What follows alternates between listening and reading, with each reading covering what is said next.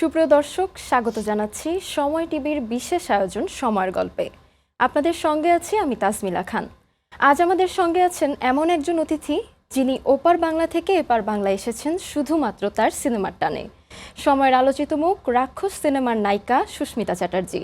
সুস্মিতা, আপনাকে আমাদের অনুষ্ঠানে স্বাগত। Thank you so much. প্রথমে জানতে চাইবো কেমন আছেন, কেমন কাটলো বাংলাদেশের ঈদ? খুবই ভালো আছি। এবারের ঈদ ভীষণ স্পেশাল আমার জন্য, সব থেকে বেশি স্পেশাল।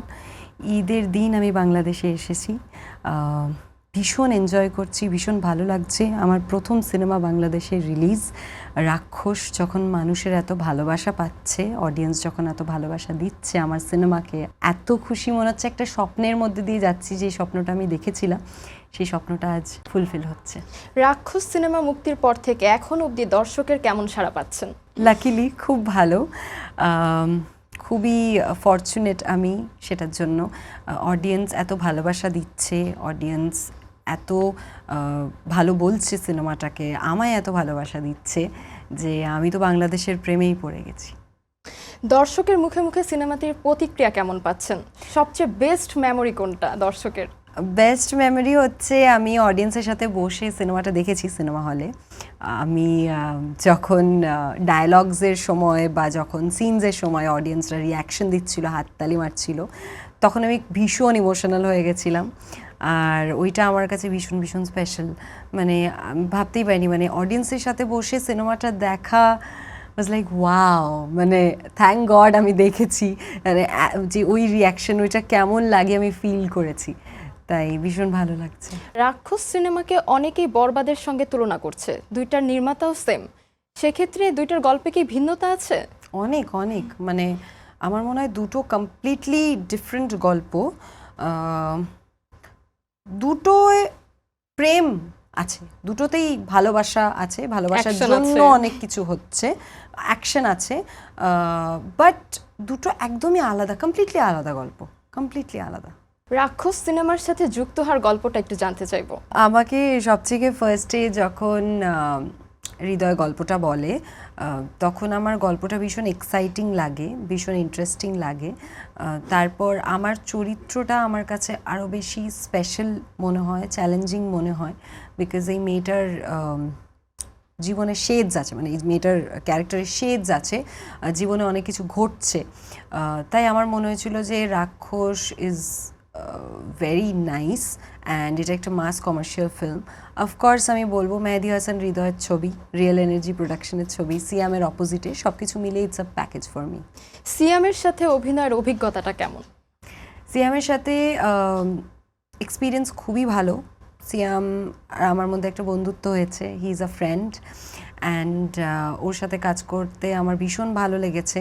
খুব helpful, supportive, very nice human, ভীষণ ভালো অ্যাক্টর। তাই ওর সাথে জার্নিটা খুবই ভালো। আমরা সবসময় সব সিনসের আগে ডিসকাস করতাম অ্যান্ড মিলেমিশেই কাজটা করেছি। রাক্ষস সিনেমার শুটিংয়ের সময় সবচেয়ে ভালো লাগার মোমেন্ট আর সবচেয়ে খারাপ লাগার মোমেন্ট একটু যদি শেয়ার করতেন। ভালো লাগার মোমেন্ট অনেকগুলো আছে, কারণ পুরো সিনেমাটাই আমরা খুব ভালোবেসে মন প্রাণ জান দিয়ে হার্ডওয়ার্ক, আমরা পাঞ্চুয়ালি সিনসিয়ারলি কাজটা করেছি। সবারই তো প্যাশন এটা, তাই আমরা খুব মন দিয়ে কাজটা করেছি, খুব অনেস্টলি করেছি। তাই ভালো মুমেন্টস পুরোটাই, প্রায় সবকটাই। খারাপ বলতে খারাপ মুমেন্টস কিছু নেই, শুধু আমি বলবো যে শ্রীলঙ্কায় ভীষণ গরম ছিল, ভীষণ রোদ, ভীষণ গরম, তার মধ্যে শ্যুট করতে হয়েছে। আর সেটা তো হয়েই থাকে, বাট খুবই গরম ছিল। আর শ্রীলঙ্কার খাবার খুবই ডিফারেন্ট। আমি তো বাঙালি, আমি মাছ ভাত খেতে ভালোবাসি, তাই ওখানে আমাদের সবারই একটু ওই খাবার নিয়ে, ওদের শ্রীলঙ্কায় মশালাটাই ডিফারেন্ট। আর ঢাকায় শ্যুট করার এক্সপিরিয়েন্স খুবই ভালো, কারণ আই এম আ ফুডি, আমি প্রচুর খাবার দাবার খাচ্ছি এখানে, আর ভীষণ ভালো লাগে আমার ঢাকার কোন খাবারটা সবচেয়ে পছন্দ? কাচ্চি বিরিয়ানি, ইলিশ পোলাও, মিষ্টি, আরও অনেক কিছুই খেয়েছি, বাট এগুলো প্রিয়। বাংলাদেশের শুটিংয়ের ক্ষেত্রে কি কি প্রতিবন্ধকতার সম্মুখীন হয়েছেন? ডিফিকাল্টিজ খুব বেশি কিছু না, কারণ আমি ডে 1 থেকে যখনই এসেছি আর কি বাংলাদেশে, তখন থেকেই আমাকে এত ভালোবাসা সবাই দিয়েছে, আমার টিম আমায় এত ভালোবাসা দিয়েছে, শাহরিন এত ভালোবাসা দিয়েছে আমার প্রোডিউসার, তো নিজের বোনের মতো টেক কেয়ার করেছে, তারপরে আমার সবাই এত ধ্যান রেখেছে, আমার কখনো মনেই হয়নি যে আমি অন্য দেশে এসে কাজ করছি, তাই নিজের মেয়ের মতো, নিজের বোনের মতো, নিজের বন্ধুর মতো সবাই ভালোবাসা দিয়েছে।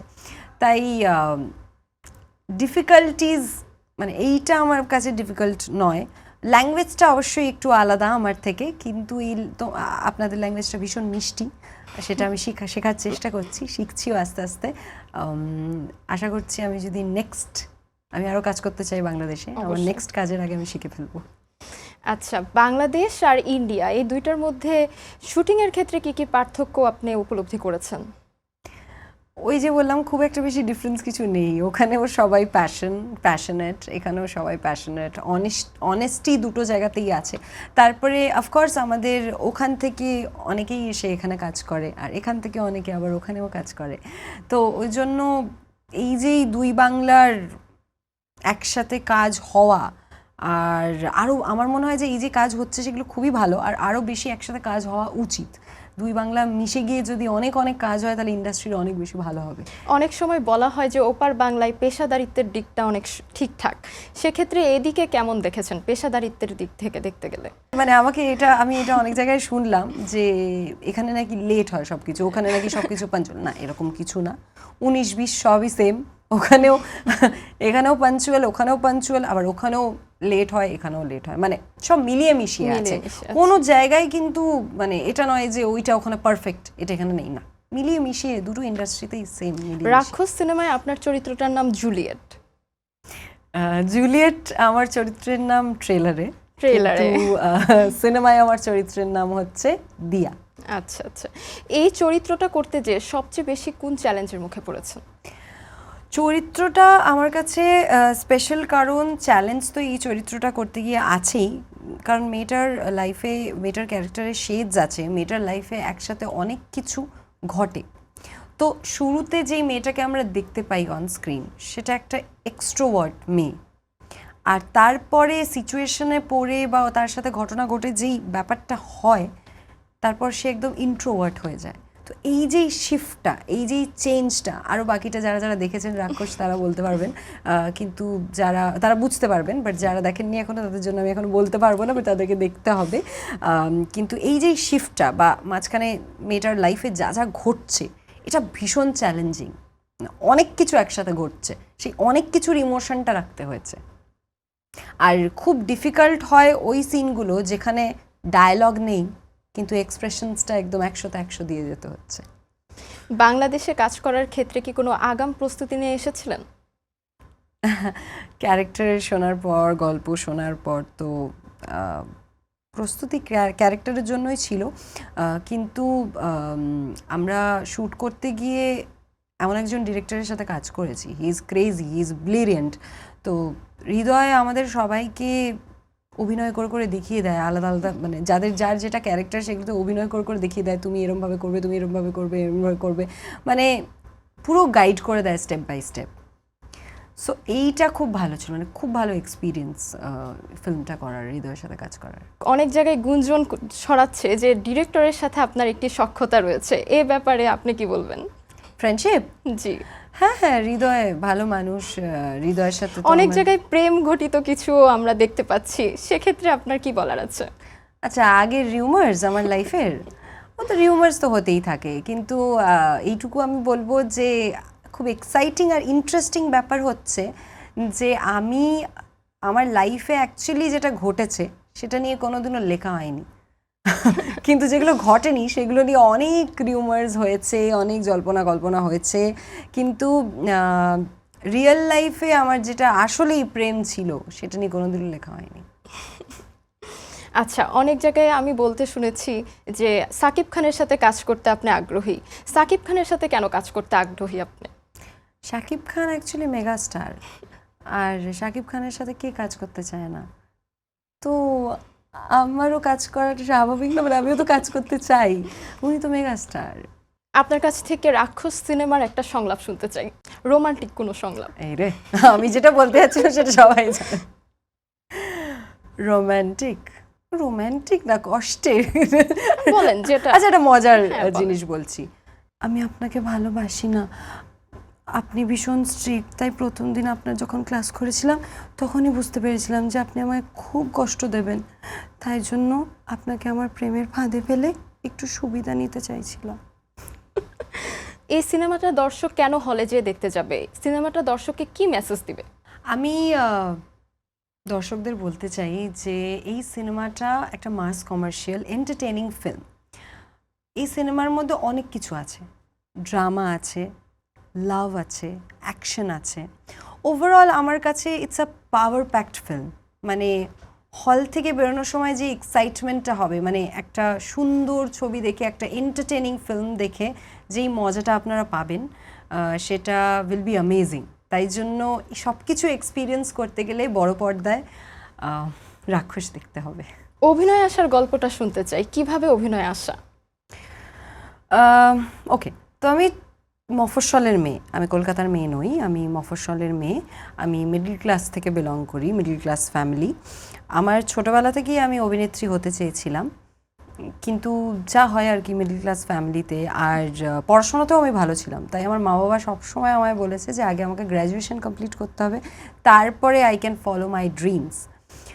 তো ফার্স্টে স্কুল, তারপরে আমি ইঞ্জিনিয়ারিংয়ের চান্স পেলাম, কলকাতায় এলাম ইঞ্জিনিয়ারিং পড়তে, ইলেকট্রনিক্স ইঞ্জিনিয়ারিং কমপ্লিট করলাম, চাকরি পেলাম একটা বড় কোম্পানিতে হায়দ্রাবাদে। চাকরি জয়েন করলাম না, বাড়িতে গিয়ে মা বাবাকে রিকোয়েস্ট করলাম, বললাম যে আমি চাকরি করতে চাই না, আমি চাকরি করতে পারবো না, আমি তো অভিনেত্রী হতে চাই। তো তারপরে আর আমার মা বাবা তখন ভীষণ ভয় পেয়ে গেছিলো, কারণ বাবা আমাকে বলেছিল যে মাম্মা আমার কোনো বন্ধুবান্ধব নেই ইন্ডাস্ট্রিতে, আর আমার ওরকম টাকাও নেই যে আমি প্রডিউস করব কোনো কিছু, তো তোমায় কোনোভাবে আমি হেল্প করতে পারবো না। কিন্তু তাও ঠিক আছে, তোমার এত ইচ্ছা, তোমাকে আমি 2 বছর দিচ্ছি, তুমি 2 বছর ট্রাই করো, যদি কিছু না হয় তাহলে আবার তোমার সার্টিফিকেটস নিয়ে চাকরির জন্য বসবে ইন্টারভিউতে। এখন মা বাবার কেমন সাপোর্ট পাচ্ছেন? বাই গডস গ্রেস আমার 2 বছর লাগে নাই, তো আই এম হ্যাপি। এখন মা বাবার ভীষণ, তখনও they were supportive but nervous, যা হয় আর কি। এখন they are very very supportive, ভীষণ সাপোর্ট করে, আমার সব কিছুতে সাপোর্ট করে, সব কাজে সাপোর্ট করে, আর আমি যা যা করি মা বাবার কাছে সব খবর আছে। মানে এখন আমি ইন্টারভিউ দিচ্ছি বসে, সেটাও আমার মা বাবা জানে, বলা হয়ে গেছে। কলকাতাতে কি কি কাজ চলছে এখন বর্তমানে? কলকাতায় এখন আমার একটা থ্রিলার ফিল্ম শ্যুট চলছে, আর এপ্রিলে একটা অন্য ফিল্মের শ্যুট আছে। তো ওটা এখন অ্যানাউন্স হয়নি তাই বলতে পারবো না, কিন্তু হ্যাঁ কাজ আছে। বাংলাদেশে রাক্ষস ছাড়া আর কোনো ছবি কি ঈদের দেখা হয়েছে? কোনটা ভালো লেগেছে? এখনো অবধি দেখা হয়নি, এখনো অবধি আমার শুধু রাক্ষসী দেখা হয়েছে। নিজের ফিল্মে এত ব্যস্ত, এদিক আর ওদিক আমি যাচ্ছি হল ভিজিটে, প্রমোশনসে, ইন্টারভিউসে, বাট বাকিগুলো আমি দেখবো, সবগুলো। অন্য কোনো ছবি দেখার ইচ্ছা আছে? কোনটা সবার আগে দেখার ইচ্ছা? Prince Prince Prince. অভিনয় নিয়ে ভবিষ্যৎ পরিকল্পনাটা কি? আমি অনেক বড় হতে চাই, আমি অনেক অনেক বড় বড় স্বপ্ন আমার। অল্প অল্প করে একটু একটু করে সব কিছু ফুলফিল হচ্ছে। একটু আগেও বললাম, যেমন অডিয়েন্সের সাথে বসে আমি সিনেমাটা যখন দেখছিলাম আমার ভীষণ ভালো লাগছিলো, ইমোশনাল হয়ে গেছিলাম। তো একটু একটু করে আমার স্বপ্ন ফুলফিল আমি করছি। আমার অনেক অনেক অনেক দূর যাওয়ার ইচ্ছা। রাক্ষস সিনেমাটা কি ওপার বাংলায় মুক্তি পেলে আপনি খুশি হতেন? খুব, হতেও পারে, নট শিওর, ওটাই। হতেও পারে পরে, আমি তো ঠিক জানি না ব্যাপারটা, বিষয়টা, কিন্তু হ্যাঁ ওখানে রিলিজ হলে আমি ডেফিনেটলি খুশি হব। এমন কোনো ড্রিম রোল আছে যেটা আপনি করতে চান? ওয়ান্ডার উম্যান, ওয়ান্ডার উম্যান করতে চাই। আর আরও অনেক কিছুই ক্যারেক্টার্স আছে যেগুলো চ্যালেঞ্জিং থাকে, তো আমি সব রকমেরই অ্যাকচুয়ালি ক্যারেক্টার করতে চাই। কারণ আমরা যারা অ্যাক্টার্স, আমাদের সবচেয়ে বড় সুবিধা হচ্ছে আমরা রিয়েল লাইফে যাই হই না কেন, আমরা ইঞ্জিনিয়ার হই বা ডক্টর হই বা যাই হোক, আমরা কিন্তু অ্যাক্টিং প্রফেশনের সব রকমের প্রফেশন মানে হয়ে অ্যাক্ট করতে পারি। আমি পুলিশ হয়েও অ্যাক্টিং করতে পারি, আমি অন্য একটা চরিত্র হয়েও অ্যাক্টিং করতে পারি, তো সেটার জন্য রাস্তা ওপেন। তাই জন্য আমি বিভিন্ন বিভিন্ন ক্যারেক্টার্সে অভিনয় করতে। শুধু কি অভিনয় থাকার ইচ্ছা, নাকি ভবিষ্যতে আমরা আপনাকে প্রযোজনাও দেখতে পারবো? প্রডিউসার ইচ্ছা আছে, এখন আপাতত আমার পুরোপুরি ফোকাসটা অ্যাক্টিংয়ে, কিন্তু ডেফিনেটলি ফিউচারে গিয়ে আমি প্রডিউসারও হতে চাই। আমরা একটা র্যাপিড ফায়ার খেলতে চাচ্ছি, এক কথায় উত্তর দিতে হবে। প্রিয় অভিনেতা? ঋত্বিক রোশন। প্রিয় অভিনেত্রী? দীপিকা। এক কথায় রাক্ষস? লাভ। অভিনেত্রী না হলে কি হতেন? আমি তো ইলেকট্রনিক্স ইঞ্জিনিয়ার, তাই অভিনেত্রী না হলে আমি চাকরি করতাম এখন। আচ্ছা, বাস্তব জীবনে কি কোনো কিছুর প্রতি ভয় আছে? না। কোনো ফোবিয়া? ও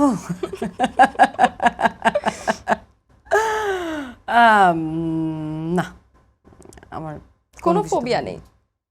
কোনো কিছু তো ভয় নেই, একটা ছোট্ট ফোবিয়া আছে, সেটা বললে প্রবলেম হয়ে যেতে শুনতে পারে। চাই, আমরা শুনতে চাই সেটা। লিজার্ডসে ভয় পাই, টিকটিকি। আচ্ছা, বাট আর কোনো কিছু ফোবিয়া ওরকম নেই, বড় জিনিসে কিছু ফোবিয়া নেই। ওটা মানে ছোটবেলা থেকে অনেক চেষ্টা করেছি যাতে আমি টিকটিকি ভয় না পাই, বাট আমি যদি এখানে দেখতে পাই আমি ওখানে দূরে পালাবো, এরকম ফোবিয়া। আমরা একেবারে অনুষ্ঠানের শেষ পর্যায়ে এসে পড়েছি। দর্শকদের উদ্দেশ্যে কিছু বলার আছে কিনা? আমি আই এম ভেরি গ্রেটফুল যে অডিয়েন্স রাক্ষসকে এত ভালোবাসা দিচ্ছে, আমায় এত ভালোবাসা দিচ্ছে। আমার খুব ভালো লাগছে বাংলাদেশে এসে, বাংলাদেশের মানুষ এত ভালো। আমি অনুরোধ করব আপনাদের সবার কাছে, যারা যারা ফিল্মটা দেখেননি এখনও, প্লিজ সিনেমা হলে গিয়ে রাক্ষস দেখুন। আই প্রমিস ভীষণ ভালো লাগবে। এই সিনেমায় ভালোবাসা আছে, অ্যাকশন আছে, ড্রামা আছে। Overall it's a power packed film. I think আপনাদের ভীষণ ভালো লাগবে। সো প্লিজ সিনেমাটা দেখুন আর আমায় জানাবেন কেমন লাগলো। Thank you so much. এই ডিরেক্টরের পরবর্তী কোনো ছবিতে আপনাকে দেখার কোনো সম্ভাবনা আছে কিনা? এইটা না একবার ডিরেক্টর সাহেবকেই জিজ্ঞেস করাটা উচিত, কারণ আমি ঠিক জানি না, আমার কাছে এখনও এই নিয়ে কোনো ইনফরমেশন নেই। বাট আমি যদি definitely সুযোগ কাজ থাকে করব। আপনি করবেন আমি কিনা? করতে চাই, আমি ডেফিনেটলি কাজ করতে চাই হৃদয়ের সাথে। আপনাকে অনেক ধন্যবাদ আমাদেরকে সময় দেওয়ার জন্য। Thank you so much. দর্শক, আজকের মতো এ পর্যন্তই। দেখা হবে পরবর্তী কোনো বিশেষ আয়োজনে। সে পর্যন্ত ভালো থাকুন, সুস্থ থাকুন, সময় টিভির সঙ্গেই থাকুন।